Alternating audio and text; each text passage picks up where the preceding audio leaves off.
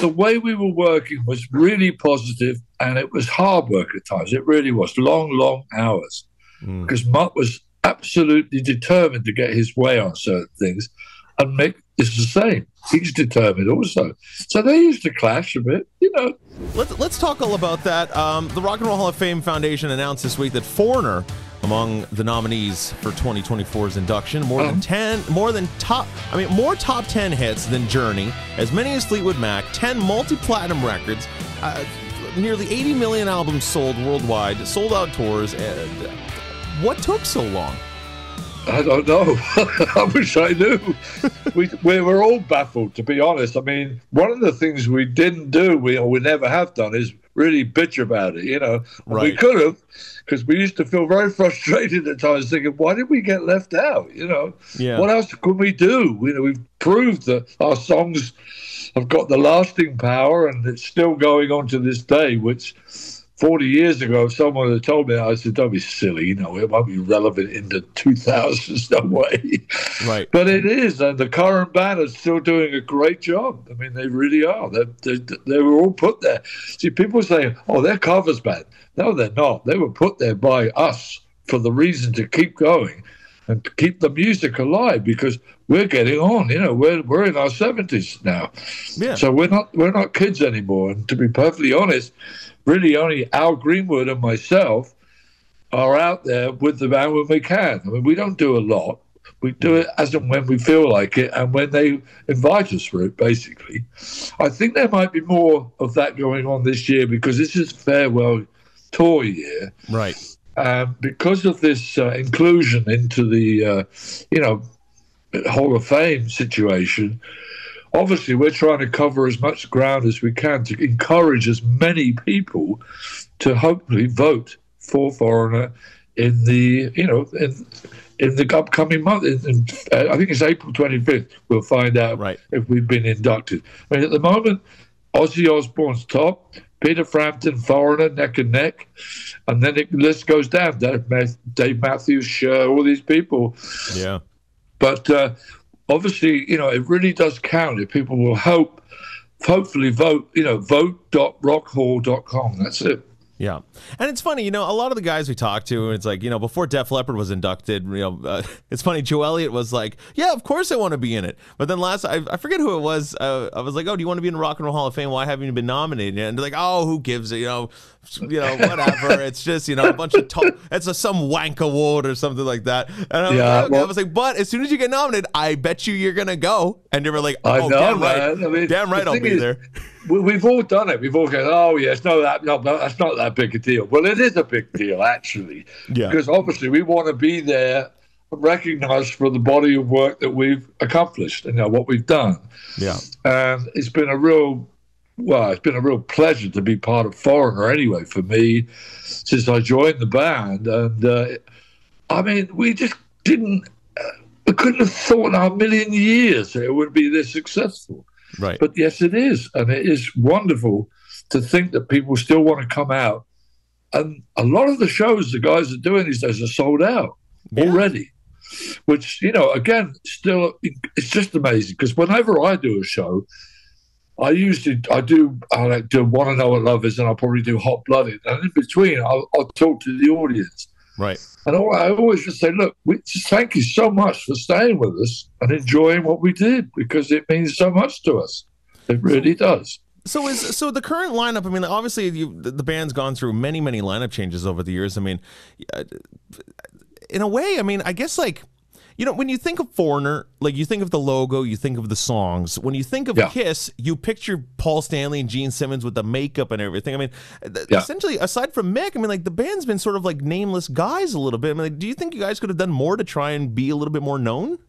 I don't know. I mean, we just weren't that type of band. I mean, when the video era hit, sort of early 80s, when the video thing became big with MTV, we really weren't that keen on doing all that stuff, because we were just concentrating on the music, what we were making in the studio. Mm-hmm. And to be perfectly honest, video making is a bit of a pain in the butt, because, you've got to be up at 6 a.m, get to a place, get made up, do all this, and hang around all day just to get a 3-minute video shot, you know. Mm-hmm. We weren't exactly too enamored by that idea, to be perfectly honest. So we have always been a little bit faceless as people. I mean, to be honest, I've never had a problem walking out in the street in New York or anywhere. And I mean, very few people will say, "Oh, that's Rick Wills for it." You know, well, I was a day one day I was walking down Broadway with David Gilmour, who we've been friends for all our lives, and a guy went past and went, "I can't believe it, Pink Floyd in Florida on one street. I can't believe it." He was over the moon. And we both looked at each other, Dave and I went, "There you go, man." You know, some people know who we are, at least. Yeah, we call those the diehards. Oh, yeah. Yeah. But thank God for them. But, you know, at the same time, what we cared about more than anything was the music. And Mick and Lou certainly came up with some great songs, which Dennis and I and Al and Ian contributed to. You know, that was how it was worked. But the initial ideas usually came from Mick Jones and Lou Graham. Well, I was going to ask you about that. I mean, you know, I spoke to Lou not too long ago, and you know, we were talking a little bit about how Mick Jones sort of took all the songwriting credits, and it really upset him. I mean, we specifically talked about, you know, like I Want to Know What Love Is, and you know, he talked about his contributions to many of the songs. I mean, like, was that your experience? I mean, is that true? Like, was Mick sort of like, you know, hoarded the songwriting credits? Well, I mean, in the case of Want to Know What Love Is, that was Mick's song anyway. I mean, it really is. And to be perfectly honest, at the time, Lou was getting a little bit, he was sort of saying, it's too many ballads, Mick. It's too soft. It's all keyboard orientated. I want more guitar stuff. I want it to be guitar-based and more rocky, you know. And Mick was just going down that road at the time. I mean, he wrote so much stuff on guitar that once he discovered what he could do on a keyboard, and you'll notice if you know the music, I mean, it's mostly in sharps and flats because he writes everything on the black notes on a keyboard. So everything like, you know, like Wait for a Girl using the E flat. Same with Want to Know What Love Is. It's the same. Which, you know, it's okay, but for me, I like playing in the, you know, the actual real note, the E, where it just makes more sense. Tuning. Yes.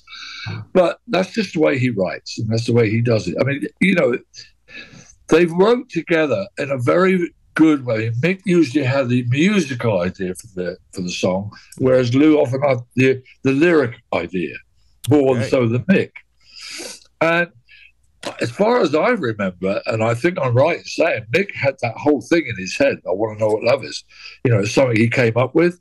He knew what he had. And he just wanted us to get it across. The way it came across was right. I mean, it wasn't just done in a heartbeat. It took some time to get it right. Mick's very particular about how things are layered, how things are done.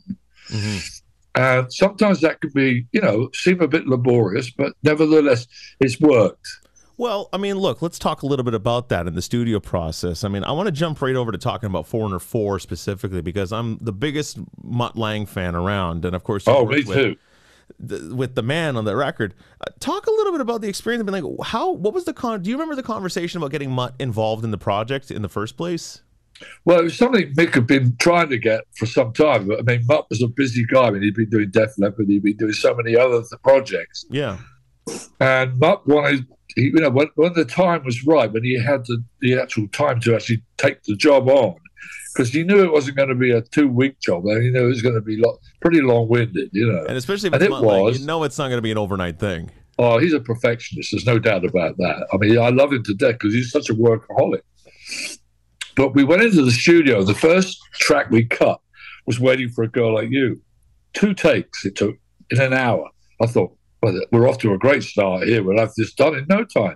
I was so wrong. But a year later, we're still there working on the ideas. Oh, no. Because Mutt had in his head, he wanted to have, you know, an anthem, you know, a real song that the audience could get hold of. And that was Jukebox Hero. Right. I mean, it's become a big song, the biggest song probably in the whole set. And Urgent was something that came up that was different. We didn't have that to start with, but it became something that Mutt wanted. He wanted something different. And of course, we brought Junior Walker. Sorry, it's my dog barking. Please. Hold on. Sorry. We brought Mick had gone to see Junior Walker at a club in New York City and invited him down to the studio with his band. And they came in. Of course, we used to have good food in the studio and nice drinks. And they just gorged themselves on it. And we convinced Junior that we wanted him to play the sax solo on this record. I'm very sorry. My dog's being fed. And she's go check him out. It's fine. Anyway, so that's what happened. And it took a while to get him to play the way he did because he changed his style over the years. But we eventually got it with some editing and some fiddling around with a few takes, you know. And I was a little concerned that it was the first single that came off the album. And I thought, well, I'm not sure people are going to get this because it's different. It was a different approach for us. And yet it did. People liked it. Suddenly Urgent was on the radio, all over the radio. And with Waiting for a Girl Like You, I think that's a no-brainer, really. I mean, I said to Mick and Lou at the time, I said, that's number one. Well, I was out by one spot, you know. I was out. I got to number two. Yeah. But I mean, it was just the way we were working was really positive, and it was hard work at times. It really was long hours because Mutt was absolutely determined to get his way on certain things, and Mick is the same. He's determined also. So they used to clash a bit, you know. Yeah. They would have their moments where they wouldn't agree, and then they would find a way around it and get to the right place. Right. So yeah, it was an interesting, but I never thought it would take that long. It was over $2 million album. Was there a lot of experimentation going on in the studio at the time? Because I know Mutt was a big fan of the technology, you know, drum samples and the mix. Yeah, there was. More so on that album than anything we'd done before. I mean, Head Games was a straightforward rock band approach, really. You know, the four of us go in, guitar, bass, drums, vocal, cut the track, and then we would add the keyboards and stuff later. You know, but with four, that's why Mick and Lou really decided to pare it down from 6 members to 4, so that we could bring in people from outside of what we do for the experimentation point of view, like, you know, Tom Dolby, people like that.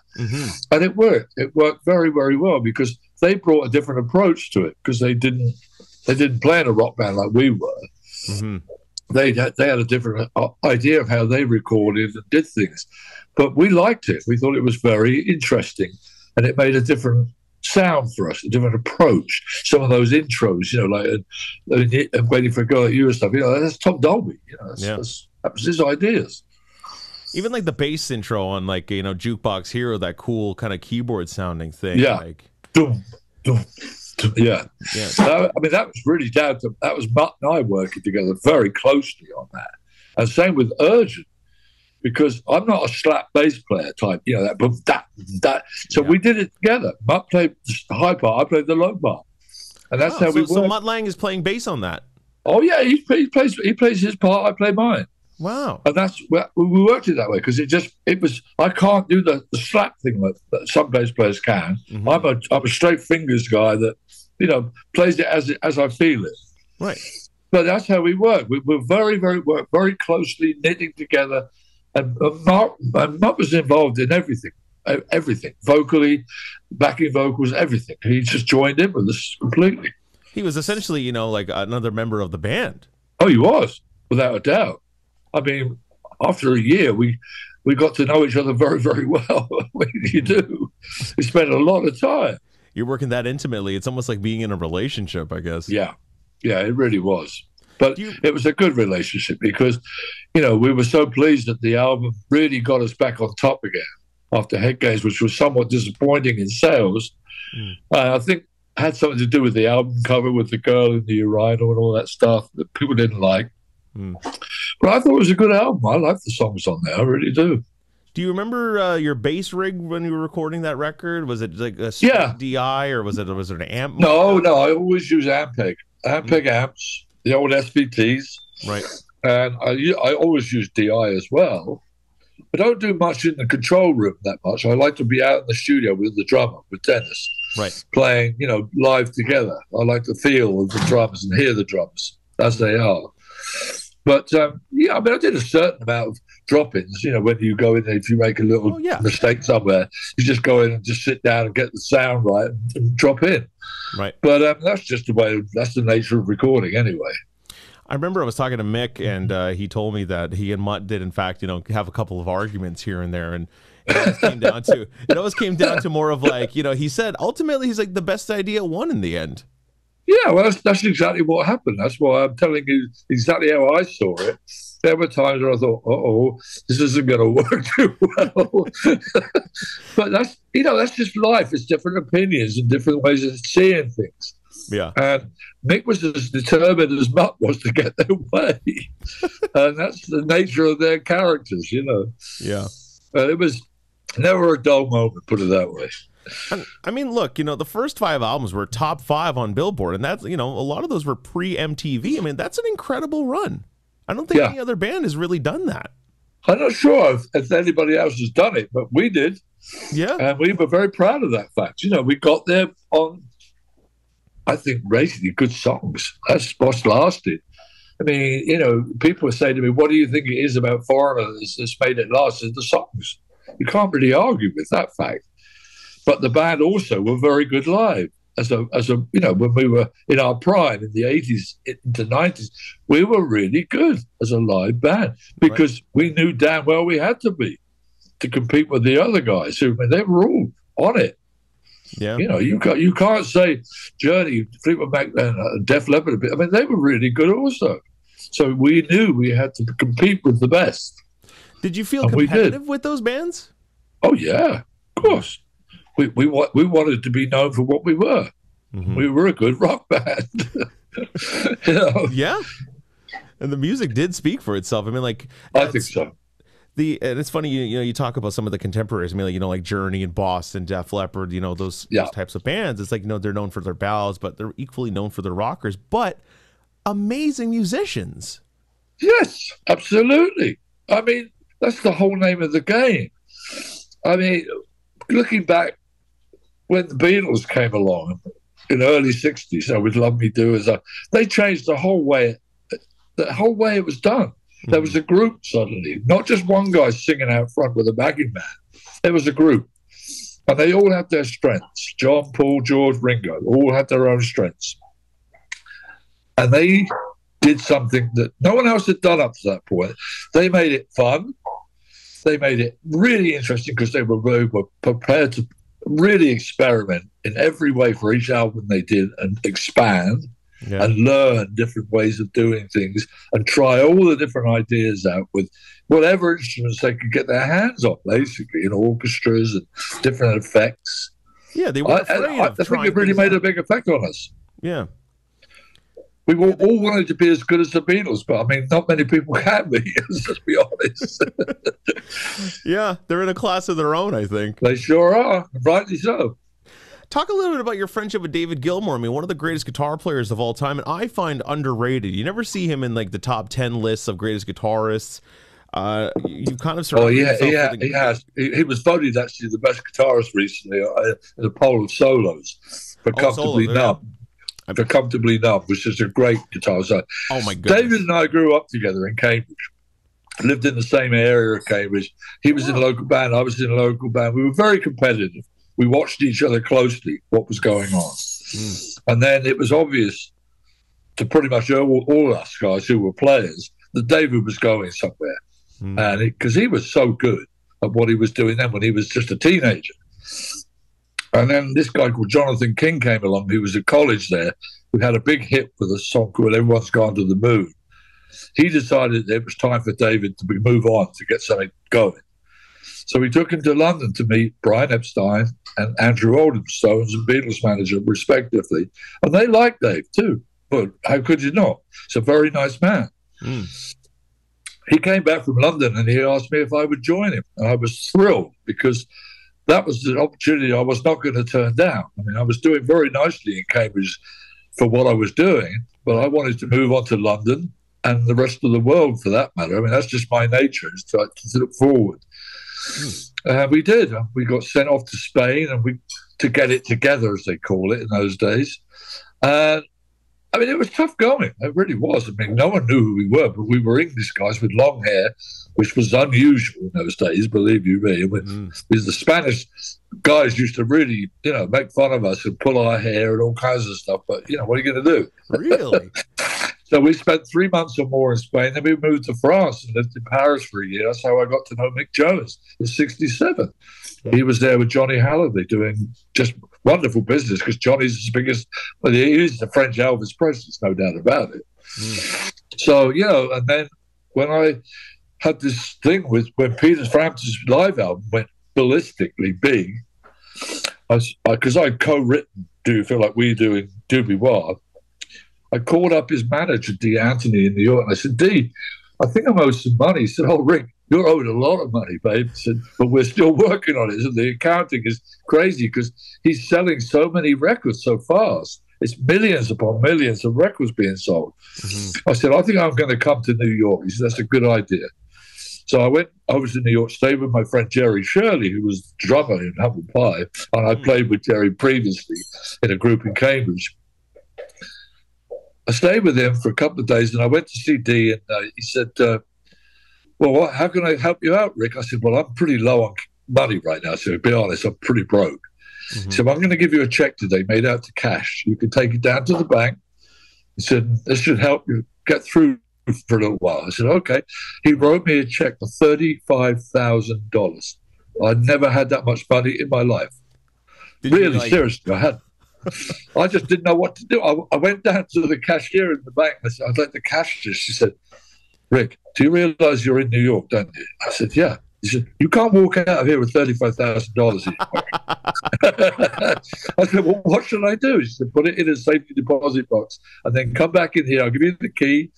You help yourself when you need some money. You got it. It's there. He said, but don't carry it on you. So you'll get robbed, mugged, whatever. Just instantly. Yeah. But the next 2 or 3 days, Jerry and I partied our ass off. I mean, we had set a ball. We really did. I can only imagine. Why not? And that money would have got you a long way. You could have partied for days straight at that point. In that few days, we heard that the Foreigner were changing their bass player. Oh. So I said, Jerry, you've got to find out Mick's number for me because he had an apartment in New York, which he did. I called Mick up. I said, Mick, I'm here in New York, He said, I didn't know you were here, Rick. I said, yeah, I'm here staying with Jerry. I said, I'd love to audition for your band. He said, we've got rather a lot of people to audition, Rick. So he said, you're more than welcome. We'd love to have you come over. I said, where? SIR Studios. He said, have you got a bass? I said, no, you can lend me one, can't you? I know you must have quite plenty of basses. Yeah. Which he did. I knew their music because I had the 8 tracks in my car of the first 2 albums. So I listened to it constantly, my wife, and I loved it.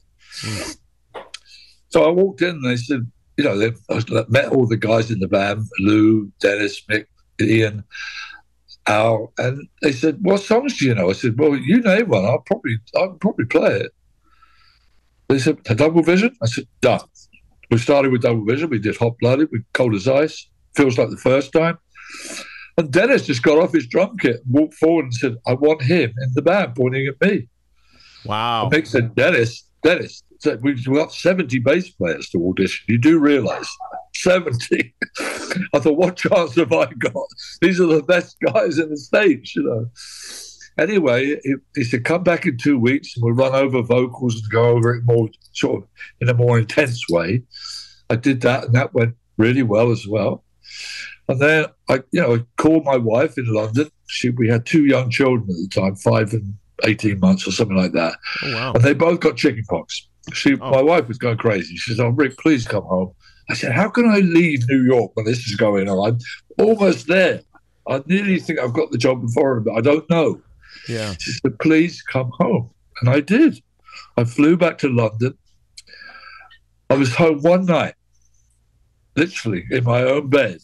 And the next morning at 8 o'clock, the phone rang, and it was Bud Prager, manager of Foreigner, and Mick Jones, ringing me up to say, how are you feeling? I said, well, I'm jet lagged like hell. I said, I'm real terrible, actually. I'm really, really groggy. They said, well, you're going to feel pretty good, I said, why? He said, you've just got the job with Foreigner. I was, oh, my God. Oh. My children and my wife on the bed with me, we were all so happy. It was a big moment in my life to realize suddenly I'd entered into the big time with Foreigner. I mean, it was just life-changing, actually, to be perfectly honest. It really was. And that's what I did. So I said, what do you want me to do? He said, I want you to go to the airport, to Heathrow Airport in London, and there's a ticket of the British Airways Canada to come back to New York today. I said, today? Oh, man. I said, Jesus.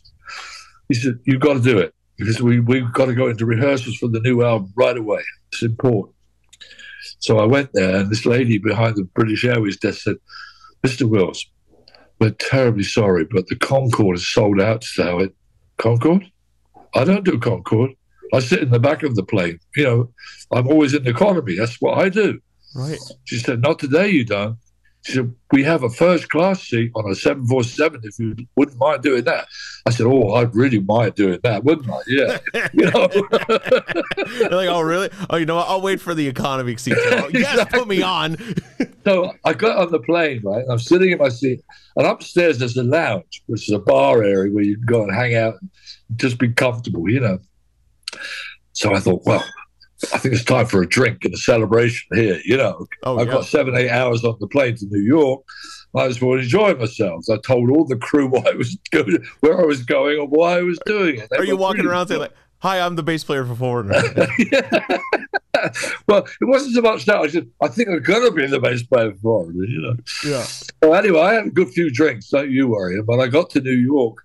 One of the road crew, a guy called Troby Laidlaw, picked me up, took me to rehearsal. I said, where we go? He said, we're going to rehearse for it. We were rehearsing today. I said, oh, man. I said, I've lost a drink. I said, go to a coffee shop straight away, get some black coffee, please. I got to straighten up now. I've really got to. So I don't want to mess this up at all. And that's what we did. And I got there, just walked in the room, and they said, there's your bass, there's your rig. Let's go. I said, well, what we do is Dirty White Boy, first song we played. Wow. Right into it, huh? I know. It was incredible. You know, about 2 days later, we were in the studio in Atlantic Studios on Broadway recording the Head Games album. With, it was just, I don't know. It was such a change in life for me. You know, my wife, of course, had to stay back in London while I had to work every day. I had one weekend off, and Dennis Elliott and his wife, Iona, they said, we'll show you around Westchester where we live, see if you can get a place to live for the family, you know. Yeah. So I literally took him up on it. We went up there. I looked at various places, and I eventually chose this one house that was owned by an Italian guy, had the most ridiculous decor you've ever seen. Really strange. And then he told me his name. His name was Joe Bonanno. I said, that sounds like mafia to me. He said, oh, he's the head of the mafia. Don't worry. Oh, yeah. He was like the Don, wasn't he? Just one thing I've got to tell you, Reese. Do not be late with your rent. You're going to have the car waiting outside for you if you're late. Yeah. I was never late with my rent, believe you me. Yeah, oh, you're a bass player? You're going to be playing with a pick from now on. Yeah. I mean, when my wife eventually came over and I went to pick her up, I said, darling, I just got to tell you, I said, you're not really going to like the interior of this house very much. I said, it's just a nice place, but it's really crazy the way it's, you know, decorated. It's got silver wallpaper with orange dots all over it. And weird curtains, fluffy curtains. And well, my wife first saw it, she said, what have you done? What did you do this for? It sounds like it looked like a swingers club in there or something. Yeah, she said, this is just awful. Pool table in the basement. Yeah, but we had a pool table in the basement. I thought, that was very cool. Okay, come on, that's pretty cool. Oh yeah, we enjoyed that. So we lived there for a year before we'd done the whole year touring with Foreigner. They were very generous with me, gave me a bunch of money. So we bought our own house in the same area, but a much nicer, down to earth type home, you know. Right. But a little bit more our taste, shall we say, you know. We lived in Mount Kisco all those years. Just used to drive into New York for rehearsals and everything. We had a happy life, man. We really did. The kids grew up there. They loved it. We were there for 12 years, I guess, something like that, 10 years. And we had such a nice life because Foreigner was so busy all the time, you know. We really didn't have time to even really collect our thoughts about what was going on. It was just unbelievable. It really was. Everything we did seemed to work, and it just was great. And it sounds like it was just like a real surreal experience. I mean, like here you are, you're in New York, and you just, say, you know what, let me call up Mick and see, maybe I'll get a chance to audition, or he should have just hired you right there and then. Let's be honest here. Well, people have asked me many times, well, how do you think your success has come about? I said, I was in the right place at the right time. But that's how it's worked out. Yeah. It's just every time it's just like, oh, how did that happen? I don't know. If I hadn't have gone to New York to get the money from Peter Frampton, I wouldn't have heard about the Foreigner job. Yeah. I wouldn't have auditioned with them. All those things. You put them all together, and it's like, geez, how did that happen? Yeah. But there you go. That's life. It's been great. And look, of course, Peter Frampton nominated this year as well. Finally. I know. We're in competition. Yeah, exactly. Are you going to be upset if he gets in before you guys? No, not at all. I wish him all the best. I emailed him the other day. I said, right, we're in it now. We're in a competition. At the moment, Ozzy Osbourne is top. Yeah. Peter's next, and we're third. And I'm really competitive. I said, we've got to get more votes than Peter Frampton, right? Yeah. So I'm going to tell you, if you tell your fans and people who listen to your radio show, vote.rockhall.com, we would appreciate every vote we can get. We really would. Yep, absolutely. And it's about damn time that Foreigner gets in there and get you all guys. So Thank the original lineup of, that's been nominated, do you guys let, Jeff Pilson get up on stage and play with you guys if you guys get in? Or is it just the original boys that are going to get up there? No. When we do shows now and then, we have their band and our band together. Because, Lou and Nick, they need a bit of help, to be honest. They're getting older. They've had some health issues. There's been some things, but Mick has a bit of a memory problem these days because of his age. And, you can't help that as you get older. I mean, we all forget things. But of course. Bruce Watson, who's the guitar player in the band, he's so good. I mean, he's the closest thing to Mick Jones I've ever heard. Yeah. He's amazing. And now the new guy, Louis Carlos, who's on my side of the stage where I play bass, he's incredible too. The drummer's great, Chris Fraser. Kelly Hansen, well, you can't beat him as a frontman. And his voice is as close to Lou Gramm as you're going to get. Well, that's it. It's a beautiful lineup. They're lovely people. Love playing with them. Yeah. It'll be fine. We'll work it out. We'll work out what we're going to do. I don't know yet. We haven't. Until we've been inducted, or if we get inducted, shall I say, we won't, up until that point, we won't do anything more than what we're doing now. I'm doing as many interviews as I can to try and get as many people to understand where we are, what we're doing, and get as many votes as we can so that we do get in to the Hall of Fame, because we really want it. We're very proud of being, put forward to be in that situation, because I honestly feel that we deserved it. I really do. Yeah. So I hope that happens. And I think next time we speak, I'm going to be introducing you as Rock and Roll Hall of Fame inductee. Well, I hope so too. You have any idea? So if you guys do end up getting the nomination, you get inducted. Do you know who you'd want to do the induction speech? I have no idea at the moment, but I don't know really. That's a good thought. I haven't thought about that actually. Who's actually going to make the speech? But between us, we're pretty good at talking. Yeah, you need somebody to do the induction, though, man. I mean, Bon Jovi had Howard Stern. I don't know. I mean, Mick knows everybody anyway. Yeah. I'm sure if we ask any one of the friends we have in this business, they would do it for us. Oh yeah. Even I don't know. I don't know who I would say. Personally, I'd love someone like Keith Richards to do it. We're an honor to have Keith up to do it.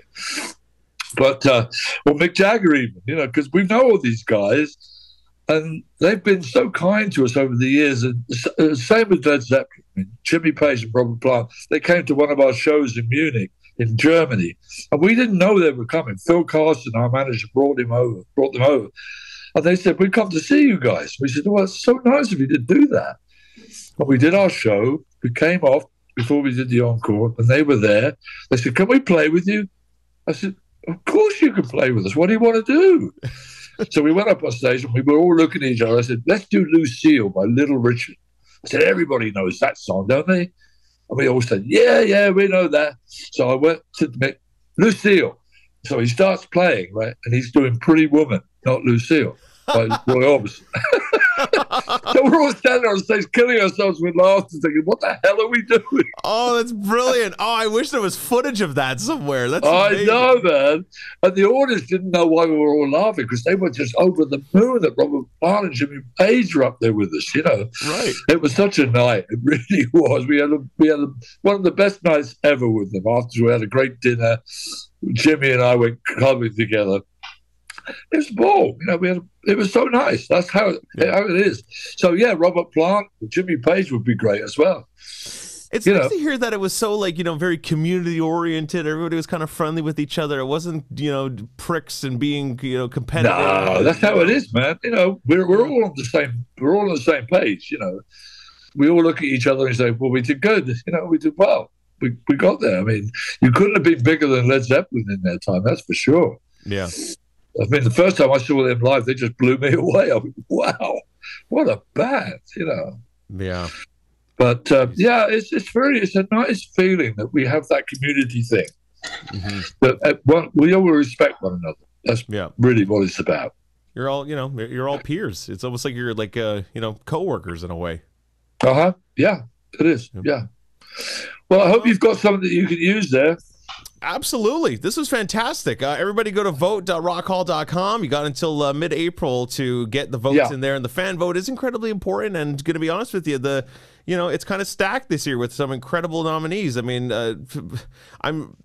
I'd be really shocked if Foreigner doesn't get in, and it'll be a real damn shame if you don't. But at least you're finally in the conversation, because it's taken way too long for Foreigner to be included. At the moment, it's looking pretty good, as I say. You know, where the top three is Ozzy, Peter, and Foreigner. Yeah. And Foreigner and Peter are very, very close in votes. And then I think it's Mariah Carey. Ozzy's a bit further out there than us. You know, he's just got a following that's just incredible. Did you see what Liam Gallagher said the other day from Oasis? No. So Liam Gallagher, of course, Oasis got nominated for the Rock Hall as well. Yeah. So he tweeted out the news, and it was kind of news all over the place, because I replied to him as a goof. And I'll read you his tweet because it was pretty funny. He said, "Fuck the Rock and Roll Hall of Fame. It's full of bumbler carts." What the hell was that? And I guess it's apparently the Jamaican slang for ass wipes, kind of like. Oh, okay. That's Liam Boyer. He would. Yeah. You know, he's very outspoken. I mean, he puts his foot in his mouth a lot. He really does. Yeah. But so then my buddy Mitch LaFon wrote back to him. He said, "Yeah, but if you get the nomination, I guarantee you go." And he's like, "You reckon?" And I wrote back to him. I said, "Listen, I'm sorry, mate, but Shania Twain needs to be in way before Oasis." And he wrote back to me. He's like, "Yeah, I agree." And then Shania Twain got in, and she replied as well.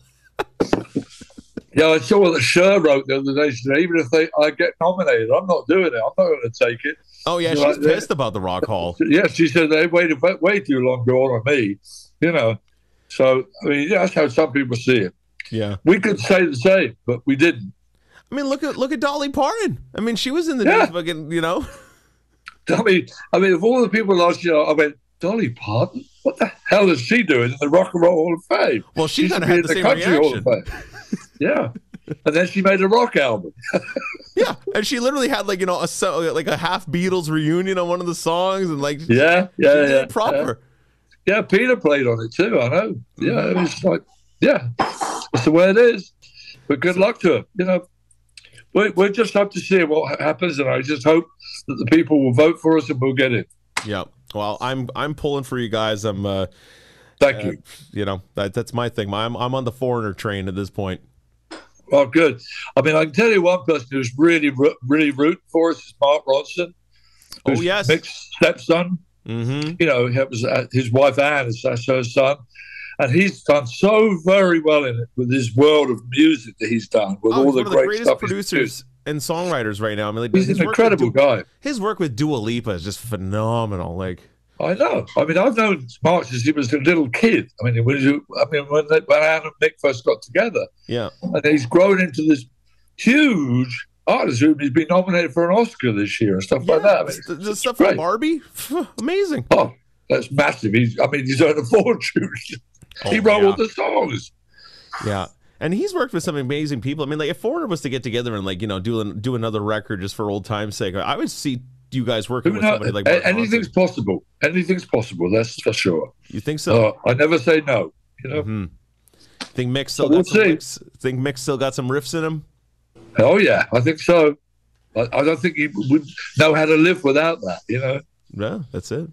Well, Rick, it was fantastic to talk to you. Great for meeting you. This was amazing. And next time we chat, it'll be Rock and Roll Hall of Fame inductee Rick Wills. Thanks so much.